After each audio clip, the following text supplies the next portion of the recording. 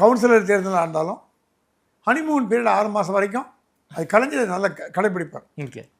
Honeymoon பீரியடில் குற்றம் சொல்லக்கூடாது. ஏன்னா அப்போ தான் வாசிக்க ஆரம்பிச்சிருக்காங்க. ஓகே. ஒரு குழந்தை ஏபிசிடி படிக்கும்போது ஏக்கு பதில் டி சொல்லிடுச்சுன்னா ஃபலார்னு அடிக்க மாட்டாங்க. அம்மா சி போடுமா டி போடுமா அப்படின்னு சொல்லிவிட்டு அப்புறம் 2ஆம் கிளாஸில் வந்து மார்க் வாங்கலைன்னா கையில் ஸ்கேலை வச்சுட்டு படிக்கிறியா இல்லையா அப்படின்னு கேட்பாங்க. எடுத்தவொடனே குழந்தைய ஃபலார்னு அடையதான் மரணம் ஆகுது. திமுக மாறி அதிமுக ஆட்சிக்கு வந்ததுன்னா அவங்களுக்கு அதிகாரம் எப்படி பண்ணணும்னு தெரியும். இப்போ திமுக ஆட்சிக்கு வருது, ஒரு நாளில் 2 நாளில் தப்பு பண்ணுது. அதிமுக சொல்லணும், என்னங்க தப்பு பண்ணுறீங்களா அரசாங்கத்தில், அது நியாயமானது. ஏன்னா இதற்கு முந்தைய ஆட்சி அவங்க தான் கொடுத்தாங்க. நெளிவு சுழிவு, எங்கே கையெழுத்து போடணும், எங்கே சட்ட சிக்கல்கள், எங்கே வந்து அரசாங்கத்தின் செயல்பாடுகளை திருப்தி இருக்கும் இருக்காதுன்னு தெரிந்தவர்கள். ஆமாம். எதிர்கட்சியாக 5 வருஷம் 2 கூட மறுபடியும் வந்தாங்க. விஜய் அப்படி இல்லைங்க. அவருக்கு அரசாங்கம்னா என்னென்னு தெரியாது, அட்மினிஸ்ட்ரேஷன்னா என்னென்னு தெரியாது, ஆளுமைன்னா என்னென்னு தெரியாது, கவர்மெண்ட்னா என்ன தெரியாது, கற்றுக்க ஆரம்பிச்சிருக்காங்க. ஸோ இது என்ன ஆச்சு, முதல்ல ஸ்டாலின் சொன்னார் நாங்கள் வந்து ஹனிமூன் பீரியடை காப்பாற்றுவோம், அது பண்ணுவோம் இது பண்ணுவோம்லாம் விட்டாச்சுன்னா சந்தோஷப்பட்டாங்க. ஸ்டாலின் நல்ல ரைட் ட்ராக்கில் போகிறாருப்பா அப்படின்னு. இடையில என்ன நடந்தோ தெரியல, இந்த குடும்பத்துக்குள்ளே நடந்த மீட்டிங்கில் இப்படியே விட்டா விஜய் பாப்புலர் ஆகிடுவாங்க, கொஞ்சம் அடக்கி வாங்கினாங்க வரேன் அப்படின்னு சொல்லப்பட்டதும். ஸோ உதயநிதி சட்டத்தை பேர சனாதனம் அது இதெல்லாம் பேசி அவர் நினச்சா சனாதனத்தை பேசினா இன்னும் 4 தாவக எம்எல்ஏக்கள் சனாதனத்தை பேசுவாங்க, அப்போ வெளியில் போய் சொல்லலாம். ஏன்னா சட்டசபைக்குள்ளே என்ன பேசினாலும் கோர்ட்டில் போட முடியாதுன்னு உங்களுக்கு ப்ரிவிலேஜ், ஓகே, லெஜிஸ்லேட்டிவ் ப்ரிவிலேஜ்னு பேர் அது. ஆனால் அசிங்கமான வார்த்தை யூஸ் பண்ண முடியாது, பண்ணியிருக்காங்க. மைக்கை மூடி வச்சுட்டு அசிங்கமான வார்த்தை பேசினா நம்ம பார்த்துருக்கோம் சட்டசபையில். ஸோ சட்டசபையில் பேசுவது பொது வழியில் விமர்சிக்கக்கூடாதுன்னு ஒன்று இருக்குது. அது வந்து நீதிமன்றங்களின் தீர்ப்பை போன்றது. ஓகே, ஒரு நீதிபதி தீர்ப்பு கொடுத்தாருன்னா நீதிபதி தீர்ப்பில் என்னங்க எங்களுக்கு விருப்பம் இல்லைன்னு சொல்லலாம், அந்த தீர்ப்பு உள்நோக்க கற்பிக்கூடாது. ஆமாம். அதே மாதிரி சட்டமன்றத்தில் சட்ட மேலவையிலையோ கீழவையிலையோ ஒரு உறுப்பினர் பேசும்பொழுது அந்த பேச்சுக்கு உள்நோக்கம் கற்பிக்கக்கூடாது. ரைட். அதை வச்சு கிளவராக இது வெளியில் பேசியிருந்தாருன்னா இன்னும் 50 கேஸ் வந்திருக்கும். இப்போ ஆல்ரெடி 50 கேஸ் உதயநிதி மேலே இருக்குது சனாதனத்தில், இன்னும் 50 வந்திருக்கும். அவர் எதிர்பார்த்தது என்னென்னா தாவாக்காலாம் கூட சேர்ந்து நான் ஜால்ராட்சி ஆமாங்க நாங்களும் சனாதனத்தை எதிர்ப்போம் நினச்சார். கோவிந்தா ஒரு குரல் கூட வரல. என்னாச்சு இப்போது? ஓகே, ஸோ இவர் வந்து டைரக்ஷன்லெஸ்ஸாக கொண்டு போகலாமான்னு பார்த்தார். ஆனால் விஜய் வந்து சனாதனத்தை பேசி ஒரு எம்எல்ஏக்கு மந்திரி பதவியை டினை பண்ணிட்டார். முஸ்தபா மந்திரி பதவி டினை பண்ணிட்டார். அதே நேரத்தில் தமிழ்த்தாய் வாழ்த்தை பற்றியோ தமிழர்கள் நலம், இதே ஒன்று சொன்னாலும் தமிழர்கள் நலத்தை குறித்து அமைச்சர்கள் பேசலாம். மேகதாது, நீட்டு, அந்த மாதிரி விவகாரங்கள் தமிழ்நாட்டை சார்ந்தது. இது தமிழ்நாட்டை சார்ந்ததா? இல்லை. சனாதனம் என்பது தமிழ்நாட்டை சார்ந்தது இல்லை, அது ஒரு அகில இந்தியா இருக்கிறது, ஒரு இன்டர்பிரிட்டேஷன் தான். ஸோ அந்த மாதிரி ஸோ என்னாச்சு எதிர்பார்ல. ஸோ திமுக வந்து சட்டசபையில் ஜொலிக்கலை. ஸ்டாலின் இருந்தால் ஜொலிச்சிருப்பார், அவரு பாணியத்தனி இளையவரால் ஒன்றும் பண்ண முடியல, திருப்பி கஷ்டம் வந்துட்டாங்க. இப்போ ட்ரைனிங் எடுத்துக்கிறார் உதயநிதி. வாய்ப்பாடு AIEOA ABCDD IJMNK எப்படி பேசணும், ரிவல்ஸ்னால் என்ன, ரூல்ஸ்னால் என்ன, அது ஒரு முன்னாள் IAS அதிகாரிகள், IPS அதிகாரிகள், ஓய்வு பெற்ற காவல்துறை அதிகாரிகள், படை MP MLA மந்திரிகள் கிளாஸ் எடுக்கிறாங்க. என்ன கிளாஸ் எடுக்கிறாங்கன்னா விஜய்க்கு எதிராக ஒரு பலமான சக்தியாக சரி இந்த மாதிரி ட்ரைனிங் கொடுக்குறாங்க. அந்த ட்ரைனிங்கை கற்றுட்டு அவர் வந்து பண்ணோம். ஓகே, சரி ட்ரைனிங் தேவை தான், இளைஞர்களாக ட்ரைனிங் தேவை தான். ஸோ ட்ரைனிங் எடுத்து கொடுக்குறாங்களாம். ஆனால் விஜய் தரப்பு என்ன பண்ணுது, முன்னோக்கி திங்க் பண்ணுது. என்ன நடக்கும் பார்க்கலாம், என்ன நம்ம என்ன இப்போ எல்லாரும் தெரிஞ்சு போச்சுங்க. தாவேக்காக்கு எதிரி திமுக எதிரி தாவேக்கா. அதிமுக காணாமல் போயிடுச்சு, பாதை காணாமல் போச்சு. அண்ணாமலை இப்போ தான் வந்திருக்காரு, காங்கிரஸ் கூட்டணியில் இருக்குது, தேமுதிகலாம் ஒன்றும் பெருசாக இல்லை. ஸோ இப்போ தமிழ்நாடு கலவரம் ரெண்டுமே திமுக வர்சஸ் தாவேக்கா தான். ஓகே, அதான் இருக்குது. இவங்க என்ன பண்ண போகிறாங்க, தப்பு லா அண்ட் ஆர்டர் சரியில்லை, எங்கே பார்த்தாலும் பாலியல் வன்முறைகள், நேற்றையோட பாலியல் வன்முறைகள், உடனே ஒரு ஸ்டேட்மெண்ட் விட்டு அதெல்லாம் பண்ணாங்க. அதுக்கு விஜய் பதில் கொடுப்பான்னு பார்த்தாங்க, பதிலே கொடுக்கல.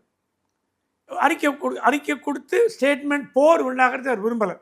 என்ன சொல்கிறாங்கன்னா 6 மாதத்திற்கு முன்பு கொடுத்த கஞ்சா போதையினால் 6 மாதங்களாக 5 மண்டங்களாக கெடுத்து அந்த இஃபெக்ட் அந்த தட் இஸ் அந்த இது சொல்லுவாங்க பாருங்கள், அந்த எஃபெக்ட் இன்னும் வந்துட்டு இருக்கு. இப்போ ஸ்டாப் பண்ணிட்டாங்க. 3 மாதங்கள் கைது இருக்கான். இப்போ ஹேங் ஓவர்னு சொல்லுவோம்ல, இப்போ ஹேங் ஓவர் பீரியட். இப்போ நேற்று குடிக்கல, நேற்று குடிச்சு ஹேங் ஓவர்ல எல்லாம் பண்ணிட்டு இருக்கான். அதனால அது ஒன்று. அந்த மாதிரி ஒரு காரியங்களுமே பவரில் கண்டிப்பாக சொல்ல முடியும். தமிழ்நாடு மின்சார வாரியத்தில் 80% திராவிட முன்னேற்ற கழக ஆதரவாளர்கள். ஃபியூஸை பிடிங்கி விட்டு போறாருன்னு ஒரு மூத்த அதிகாரி என்கிட்ட சொல்றாரு. சார் இது அபத்தமா இருக்கு சார். உண்மையாலுமே அபத்தம் இல்லை. அனில் கொஞ்சம் அபத்தமா இல்லையா? அதுவும் அபத்தம் தான் சார். இதுவும் கொஞ்சம் அபத்தமா இருக்கும் பொழுது அனில் கொஞ்சம் அபத்தம். இங்க என்ன ஃபியூஸ் பிடிங்கிட்டு போறது ஸ்டேட்மெண்ட் ஜூனியர், அந்த பிடிங்கிட்டு போற அதிகாரியோட ஜூனியர் டிவியில சொல்லிருக்காங்க, ஐயா அவர் வந்து பிடிங்கி வீட்டில் கொண்டு போய் வச்சிருந்தாரு, நாங்கள் போலீஸ் வச்சு எடுத்துட்டு வந்தோம். இதை விட என்னங்க 80% of the government staff are திமுகன்னு சொல்லுவாங்க. இந்த அளவு அது இல்லை. ஆனால் டிவி கேக்கு தான் சார் மாற்றி ஓட்டு போட்டுருக்காங்க. ஆனால் சில துறைகள், எலக்ட்ரிசிட்டி துறைகள், ஏங்க வேலை வாங்கி கொடுத்தவங்களுக்கு நன்றி விசுவாசம் வச்சுக்கிறது முக்கியம். நீங்கள் பணம் கொடுத்து வேலை வாங்கினீங்களோ பணம் கொடுத்து வேலை வாங்கினீங்களோ, நீங்கள் வேலை செய்யாமல் இருக்கிறதுக்கு கமர்ஷியல் ஃபியூஸுக்கும் இண்டஸ்ட்ரியல் ஃபியூஸுக்கும் ஏகப்பட்ட வித்தியாசம் இருக்குது சார். இப்போ இன்பில்டாகவே எல்லா டிரான்ஸ்ஃபார்மர்லையும் ஃபியூஸ் இருக்குது சார். அதை வந்து கலெக்டரே அது இன்பில்டு சார். அதை ஒன்றுமே பண்ண முடியாது. எப்படி எடுக்கணும்னு உங்களுக்கு தெரியாது நினச்சிட்டு இருக்கீங்களா? அது இன்பில்டு சார். அது எங்கள் வீட்டு வாசலில் கரெக்டாக 11 மணிக்கு நைட்டு சர்க்கியூட் ரேட் ஆகும். கரெக்டாக 11 மணிக்கு நான் எலக்ட்ரிசிட்டி போர்டு சேர்மன் கூப்பிட்டேன், அவரை கூப்பிட்டேன், இவரை கூப்பிட்டேன், ரோடு நோடினாங்க. ஒரு 2 நாள் சரி பண்ணாங்க, 3 நாள் கட்டாருது. அப்புறம் பார்த்தீங்கன்னா ஒரு லைனில் வந்து ஒரு சரியாக கனெக்ஷன் கொடுக்காம தூரம் போட்டு போயிட்டாங்க. அந்த லைன் அந்த லைன் எக்ஸ்டீரியரில் இருக்குது. நல்லா ஞாபகம், லைன் எக்ஸ்டீரியர் இருக்குது, மீதிலாம் உள்ள பூமி கடையில். வெளியில் இருந்த லைனை கவனிக்கல, ஏன்னா அவங்க பார்த்தா உள்ளே நோண்டிட்டு போயிட்டாங்க. அந்த லைன் சரி பண்ண அப்புறம் தான் அந்த ப்ராப்ளம் ஆச்சு. ஸோ எல்லா டிரான்ஸ்ஃபார்மர்லேயும் வெளியில் ஒரு பங்கு இருக்கும். அதை நீங்கள் ஏதாவது பண்ணி விட்டீங்கன்னா நீங்கள் என்ன பண்ணி டிரான்ஸ்ஃபார்மர் உள்ள உட்காந்து தேடிட்டு இருப்பீங்க. நான் சுருக்கமாக சொல்கிறேன், திமுகவின் சதி தமாகாவின் அரசை நிர்வாகத்தை முடக்குவதற்கு செயல்படுத்த தொடங்குகிறா என்றால் செயல்படுத்த தொடங்கிறது. இது வந்து கோயில் மடப்பள்ளிகளில் கொடுக்கப்படும் உணவுகளில் கூட கலப்படமான உணவுகளை கொடுத்து சேதத்தை ஏற்படுத்தினா பாலாஜி இவர் ரமேஷ் ஊழ்நர்ச்சின்னு ஓடி போய் திருவானைக்கால செக் பண்ணி எல்லா கோயிலையும் செக் பண்ணிட்டார். ஸோ அந்த மாதிரி அவங்களுக்கு கிடைக்கிற இன்புட் வழியாகவே இந்த அரசாங்கத்துக்கு அரசியல் ரீதியாக மட்டுமே எதிர்ப்பு இல்லாமல் மற்ற விதமாகவும் அது கொஞ்சம் மற்ற ரகமாக இருந்தால் கூட எப்படியாவது கெட்ட பேர் உண்டாக்கி தரணுங்கிறதுல திமுக தயாராக இருக்குங்கிறது கேள்விப்படும். ஸோ விஜய்க்கு குடைச்சல் கொடுக்கணும்னு திமுக முடிவு பண்ணிட்டாங்களா? கண்டிப்பாக. ஏன்னா அவங்களால பொறுத்து பார்த்தாங்க, பொறுக்க முடியல. அந்த ஆத்திரம் தீர மாட்டேங்கிறது. ஒரு சின்ன பையன் நம்மளை தோக்கடிச்சுனா என்னதான் இருந்தாலும் தோக்கடிச்சுட்டான்ற ஆத்திரம் தீர்க்க மாட்டேங்குது. Okay sir. அதே போல் விஜய் கட்சியில் கலைஞர் குடும்பத்தில் இருந்தே ஒரு புள்ளி இணைய போகிறாங்கிற செய்திகள்லாம் வந்துக்கிட்டு இருக்கு. இதெல்லாம் உண்மையா? நம்மளும் கேள்விப்படுறோம். அப்புறம் கோச்சிப்பாங்க. கயல்விழி மூக அழகிரியோட மகள் அடுத்த மதுரை மாநகராட்சி மேயராக தமாகாவின் சார்பில் தேர்ந்தெடுக்கப்படுவார் என்று நம்பத்தகுந்த செய்திகள் வருகின்றன. ஏன்னா போன மேயர் பதவிக்கு பிடிஆர் சொல்லி ஒரு அம்மாவை போட்டாங்க. ஆமாம், பெண்களுக்கு உண்டான தொகுதி. அது இல்லாமல் வந்து விஜய்க்கு வந்து கலைஞர் குடும்பத்து மீது கோபம் கிடையாது. அது எனக்கு தெரியும். ஸ்டாலினுக்கு ஏதாவது அவர் கூட அது கூட பெரிய சண்டைன்னு சொல்ல முடியாது. அரசியல் காழ்ப்புணர்ச்சி இருக்கலாம். அழகிரி மேலே அவருக்கு ஒன்றும் பெரிய வருத்தம் போதும் கிடையாது. இளைஞர்கள் அது இல்லாமல் அவர் சொன்னால் அந்த குடும்பத்துக்கு ஒன்றுமே பண்ணலைங்க, அவங்க விட்டுட்டான்ற மாதிரி ஒரு சாஃப்ட் கார்னர்.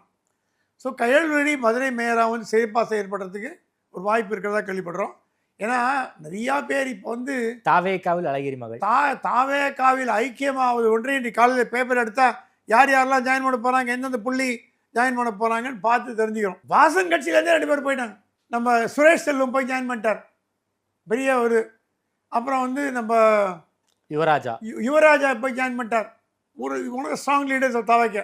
அப்புறம் தாவேகா வந்து பாஜக வெளியில் வந்துச்சு கூட்டணியிலேருந்து. தாமாகா வந்து வெளியில் வந்துச்சு கூட்டணியிலேருந்து.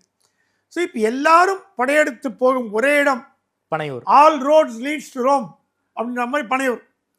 ஆனால் பனையூருக்கு கொஞ்சம் ப்ராப்ளம் இருக்குது. எல்லாரையும் எடுத்திங்கன்னா வரவங்களை அப்புறம் அது வெற்றி திமுகவா தோல்வி முன்னேற்ற கழகமாக ஆகாமல் பார்த்துக்கிட்டு இந்த கடமை. கௌதமி விஜயதாரணி அவங்களாம் போனாங்கன்னா ஒரு நல்ல எஜுகேட்டட், ஒரு நல்ல ஒரு திறம்பட செயல்படுவாங்க, தப்பு கிடையாது. ஆல் அண்ட் சென்ட்ரி எடுக்க ஆரம்பிச்சிங்கன்னா அதுவும் கட்ட பஞ்சாயத்து பண்ணுற மந்திரி, அந்த மாதிரி பண்ணுற மந்திரி, 2ஆம் கட்ட வேலை பண்ணுற மந்திரி, கொலை குற்றத்தார் மந்திரி. ஏன்னா இப்போ தாவக்கா பார்த்தீங்கன்னா கொஞ்சம் ஒழுக்கமாக இருக்குது. ஒன்று ரெண்டு தப்பு இருக்குது இல்லைங்களே.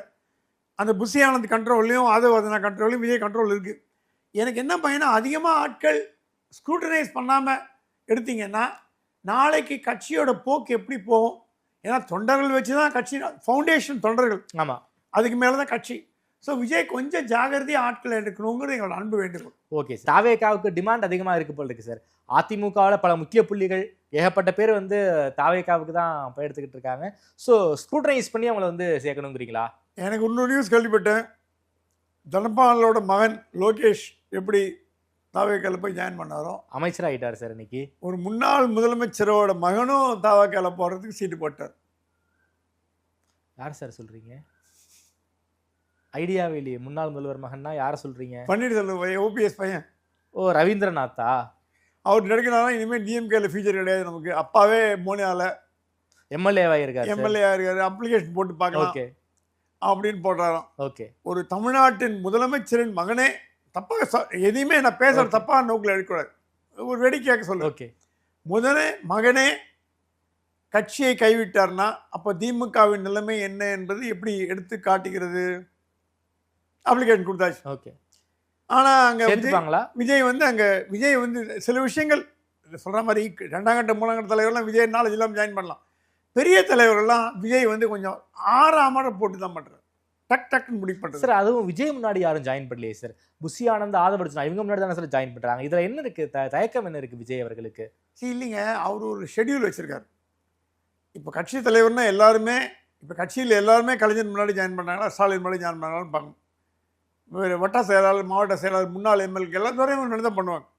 பாலு முன்னாடி பண்ணுவாங்க. ஒரு கட்சி தலைவர் வர்றாருன்னா அவர் பண்ணுவார். தலைமையில் எடுத்துக்கு உண்டான மரியாதை கொடுத்து கட்சியில் சேர்த்து கொண்டு விஜய். அப்போ விஜயோட அப்ரூவல் தானே இவங்க ஜாயின் பண்ணுறாங்க. அப்படி பார்த்தீங்கன்னா இதற்கு முன்பு ஜாயின் பண்ண அமைச்சர்கள் தான் 4 எம்எல்ஏ ரிசைன் பண்ணாங்களே, ஞாபகம் இருக்கா உங்களுக்கு? ஆமாம்.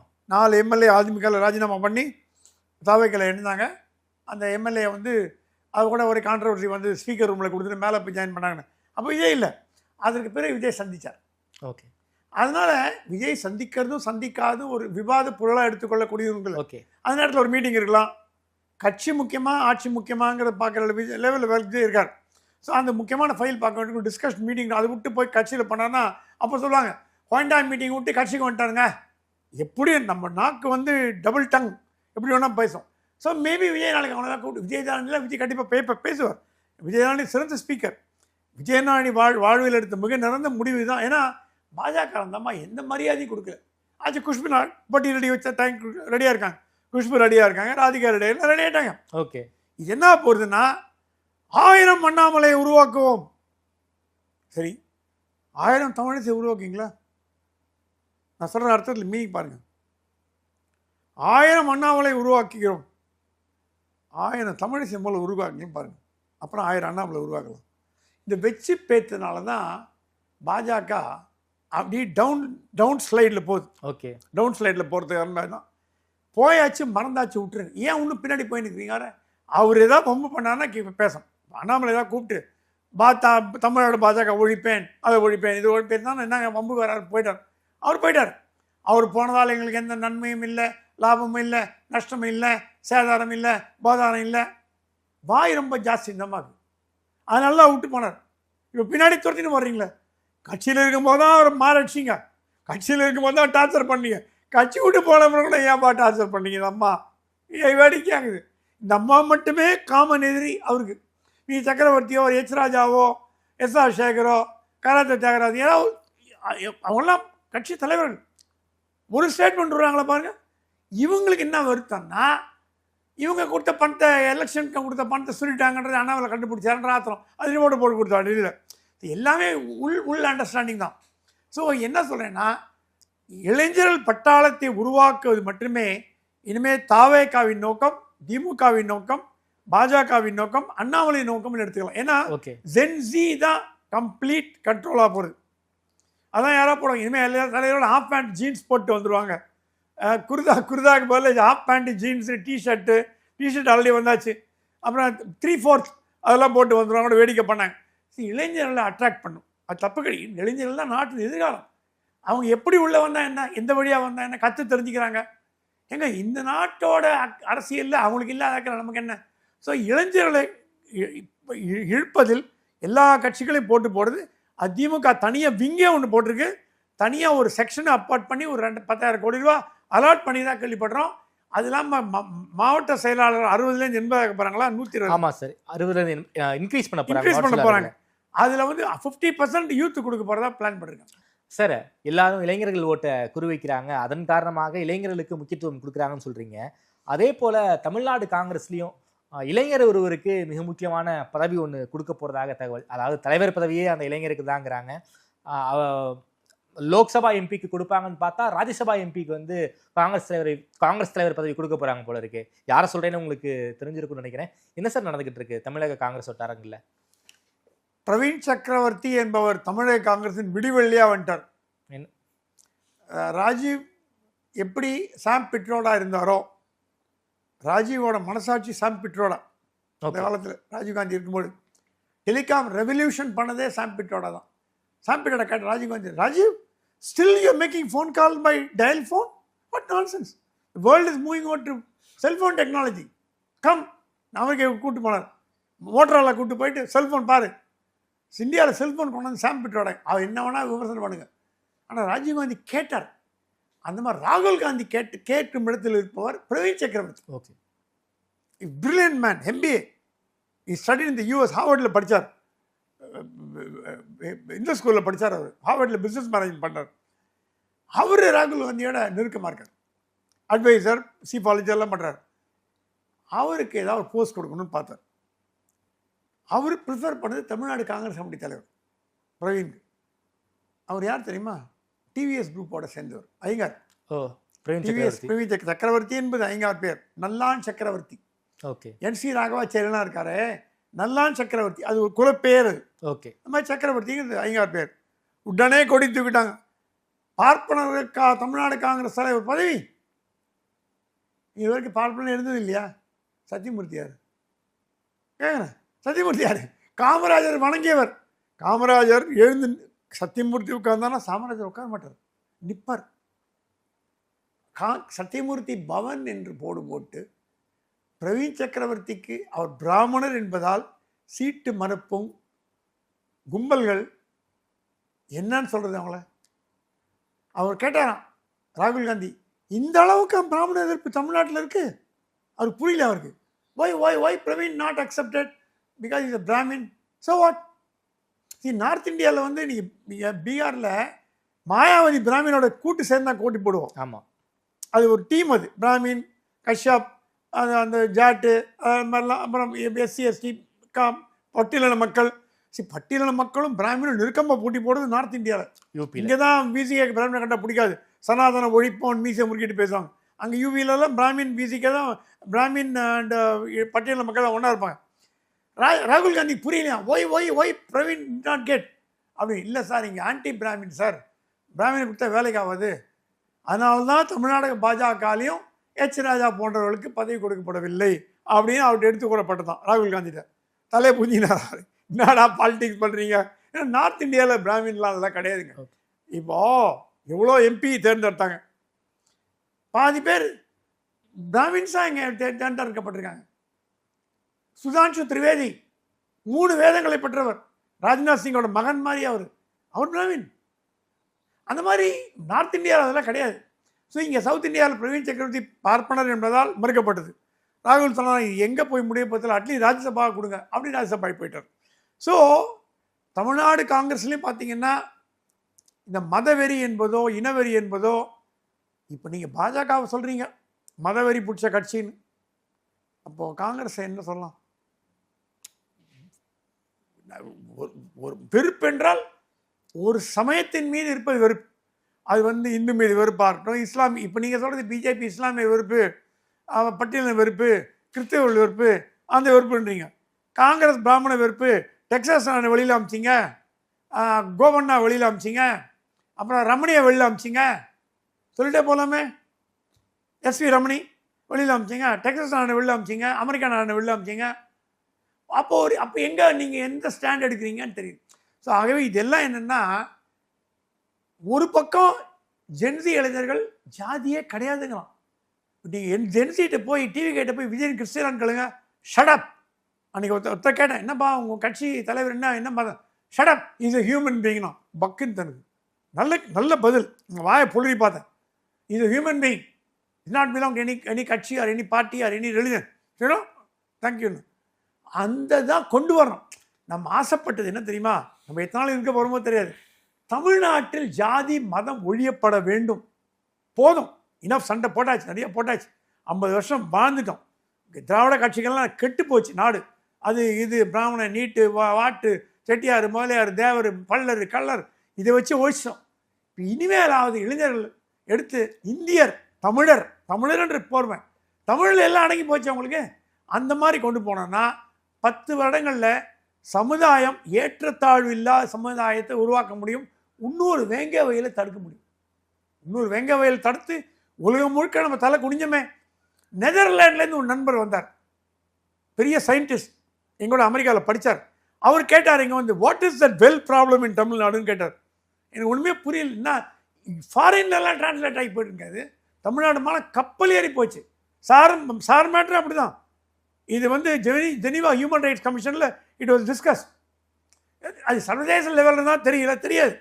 ஸோ தமிழ்நாட்டில் நடக்கிறது தமிழ்நாட்டு உள்ளே அடுக்கப்படும் சொல்ல முடியாது, சர்வதேச லெவலில் பேசப்படும். இப்போ கமிட்டி டு ப்ரொடெக்ட் ஜேர்னலிஸ்ட் ஒன்று இருக்குது, சிபிஜே ஆயுட்கால உறுப்பினர். உலகெங்கும் வாழும் பத்திரிகையாளர்கள் தாக்கப்பட்டால் முதல் குரல் கொடுப்பது கமிட்டி டு ப்ரொடெக்ட் ஜேர்னலிஸ்ட். அது நியூயார்க்கில் அமெரிக்காவில் ஹெட் குவார்ட்டர்ஸ் இருக்குது. நான் கமிட்டி மெம்பராக இருக்கேன். சவுக் சங்கர் தாக்கப்பட்டு குரல் கொடுத்தது சிபிஜே. வாராகி குரல் கொடுத்தது சிபிஜே. முக்தார் குரல் கொடுக்கல சிபிஜே. ஏன்னா ரிப்போர்ட் கேட்டாங்க, படித்து பார்த்தாங்க. சவுக் சங்கர் என்ன பண்ணார், தப்பு பண்ணாரா? இல்லை, இன்னசென்ட் ஸ்டேட்மெண்ட் விடு. வாராகி என்ன பண்ணார், அரசாங்கத்தின் குரலை காமித்தார். CBJ okay done. மற்ற மேட்டரில் அந்த மாதிரி இல்லை. ஸோ தமிழ்நாட்டில் நடக்கும் நடவுகள் தமிழ்நாட்டில் மட்டுமே அடங்கி இருப்பதாக தயவு செய்து எண்ணாதீர்கள். சர்வதேச அளவில் அது எதிரொலிக்க தொடங்கி கொஞ்ச நாள் ஆச்சுன்னு சொல்லலாம். யார் சார் அடுத்து காங்கிரஸ் தலைவர்? மாணிக்கம் தாக்கூர் இருக்க வாய்ப்பு உண்டு. இப்போ மைக் அவர் அதிகமாக யார் பிடிக்கிறாருன்னு பாருங்கள். மைக் அதிகமாக யார் பிடிக்கிறாருன்னு பாருங்கள். அவர் தான் அடுத்த தலைவர். மாணிக்கம் ஜென்டில்மேன், ஸ்ட்ரெயிட் ஃபார்வர்ட், நல்லா கொண்டு போவார் கட்சியை. இந்த சாக்கடை கிடலாம் கொண்டு போவார்.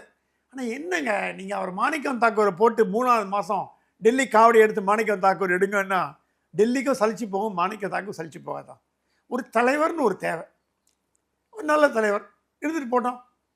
அதுக்குன்னு வெளியூரில் இருந்தால் கொண்டாந்துக்கு சித்தராமையா கொண்டு தமிழ் தலைவராக போட போகிறீங்க, தமிழ்நாட்டிலே தலைவரை போட்டாங்கணும். அது காங்கிரஸ்லேயும் அந்த பிரச்சனை, பாஜகவிலே அந்த பிரச்சனை. நயினார் மத்திய மந்திரியாக போகிறான்னு கேள்விப்படுறோம். அவருக்கு தேவையானதான் டியூ இஸ் அவருடைய சேவைக்கு அது கொடுக்கப்படும் பரிசானா கண்டிப்பாக அவர் நிறைய பண்ணியிருக்கார். அவருக்கு மரியாதை கொடுக்க வேண்டியது கடமை, நல்லா பண்ணுறாரு.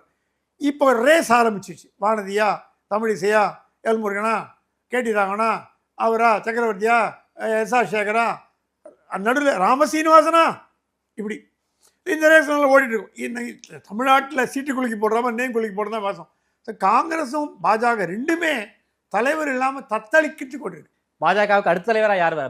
காங்கிரஸுக்கு சொல்லிட்டீங்க இவர் தலைவராக வரலான்னு, பாஜகவுக்கு யார் வரலாம்? எனக்கு என்னமோ ராமசீனிவாசனுக்கு ஒரு வாய்ப்பு இருக்குன்னு தோணுது. நல்ல பேச்சாளர், ஒரு அரசியலும் சரி ஆன்மீகத்திலும் சரி ஒரு நல்ல கற்று திறந்தவர், ஒரு தலைமை பண்பு மிக்கவர். ஓகே, அது இல்லைன்னு சொல்ல முடியாது, தலைமை பண்பு மிக்கவர்.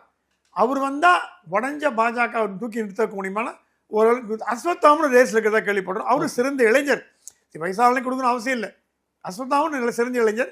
அது டெல்லி தான் முடிவு பண்ணணும்னு நினைக்கிறோம். ஓகே சார், மதிமுக பற்றி ஒரு கேள்வி இருக்குது. என்னைக்கு பனையூருக்கு போக போகிறாங்க? மதிமுக சிம்பிள் தான், சிக்கலாக இருக்கும். ஒரு மூத்த தலைவர் டெல்லியில் போய் பேசிட்டு வந்திருக்காங்க. ஓகே, திமுக செனத்தில் போட்டி போட்டிருக்காங்க. ஆமாம், வெளியில் போனாங்கன்னா கட்சி கோடா மேலே வச்சு கட்சியை விட்டுக்கிட்டாங்க. அப்போது எம்எல்ஏ பதிவு போயிடும். அதான் சார், எம்எல்ஏக்கள் மட்டும் திமுக ரிட்டைன் பண்ண வச்சுட்டு மற்ற கட்சியை வந்து விஜய்க்கு ஆதரவு கொடுத்தா ஒன்றும் தப்பு கிடையாது. அப்போ அந்த 2 எம்எல்ஏயும் டிஸ்மிஸ் பண்ணுறதுக்கு ஸ்டாலினுக்கு எவ்வளோ டைம் ஆகும்? இப்போ எப்படி இருக்குன்னா, உடம்பு என்னோடது, ஷர்ட்டு என் தம்பியோடது, பேண்ட் என் அண்ணனோடது, ஜிப்பா வந்து என் மாமாவோடது அப்படின்னு ஒரு வசனம் வரும் ரஜினிகாந்த் படத்தில். அந்த மாதிரி கட்சி வந்து தாவகா ஓடுது, எம்எல்ஏ வந்து திமுக ஓடுது. ஆனால் ஒரு சிபிஎம் லீடர் சொல்லிட்டார், நாங்கள் திமுக கூட்டணியில் தான் இருக்கணும். இப்போதைக்கு பிரச்சனை இல்லைங்க, நாளைக்கு வாக்கெடுப்புன்னு வரக்கூடாது வேண்டிக்கிறோம். வாக்கெடுப்புன்னு வந்தால் கதை கந்தலாக போடும். என்ன சார் சொல்றீங்க? ஏன்னா இப்போ திமுக கூட்டணியிலிருந்து எப்படி நீங்கள் வந்து தாமரைக்காக வாக்காடிக்க முடியும்? ஒரு நான் சொல்ல, அவர் சொல்கிற ஸ்டேட்மெண்ட் நான் சொல்கிறேன். அப்போ திமுக கூட்டணியிலிருந்து வாக்கு கழிப்பீங்களா? அடுத்த ஸ்டேஜ் போயிட்டு விசிகா விட்டுருங்க. விசிகா திமுகவும் ஃபினிஷ், பாண்டேஜ் அவுட், ஒன்றும் பண்ண முடியாது. அது பாயிண்ட் ஆஃப் நோ ரிட்டர்ன் ஆகிடுச்சு. ஆனால் மற்ற கட்சிகள் திமுகவுடன் தொடர்பு இருக்கும் பொழுது அரசாங்க ரகசியங்கள் காக்கப்படுமா அப்படின்ற ஒரு கேள்வி எழுதுங்க. நீங்கள் இன்டெலிஜென்ஸ் ரிப்போர்ட் சிஎம் மட்டும்தான் வரும். ஃபினான்ஸ் மினிஸ்டர் கூட பார்க்க முடியாது. ஆமாம்.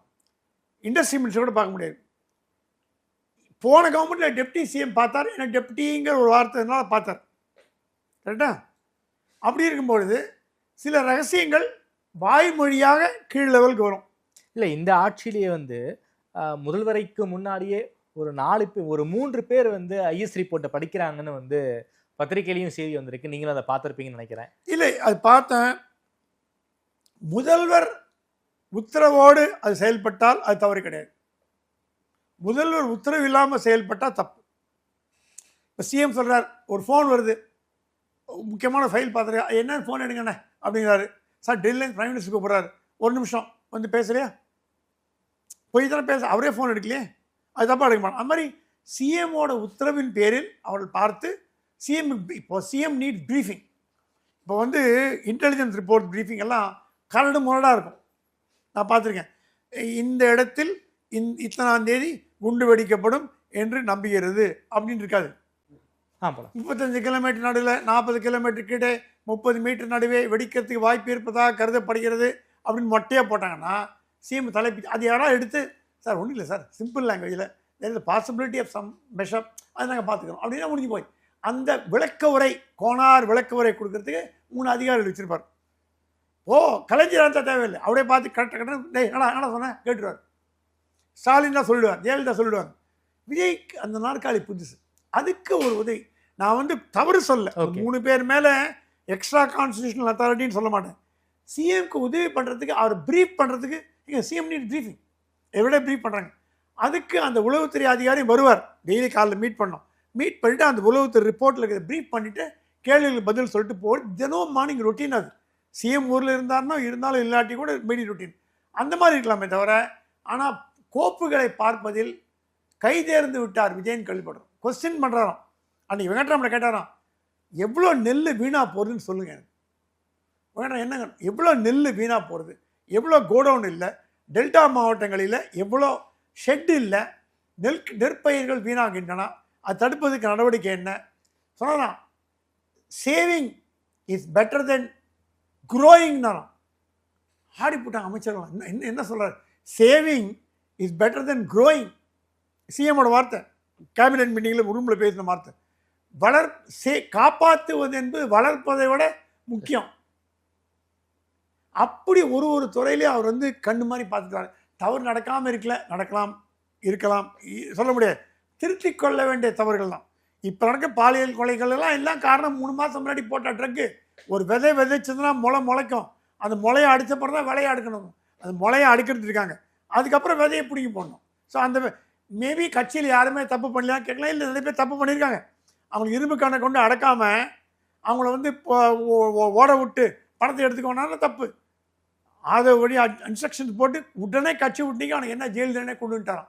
ஸோ கவர்மெண்ட் நல்லா போகிறது, பட் இன்னும் டெவலப் பண்ணோம், இன்னும் கொஞ்சம் ஜாகிரதையாக நடத்துக்கணும். திமுக கிட்ட தாவேக்கா இன்னும் கொஞ்சம் சிரத்தையோட ஜாகிரதையாக நடக்கும். நம்ம ஓகே சார், நன்றி சார். தமிழ்நாடு அரசியல் தொடர்பான பல்வேறு கேள்விகளுக்கு ரொம்ப அறிவாக பதில் சொல்லியிருக்கீங்க.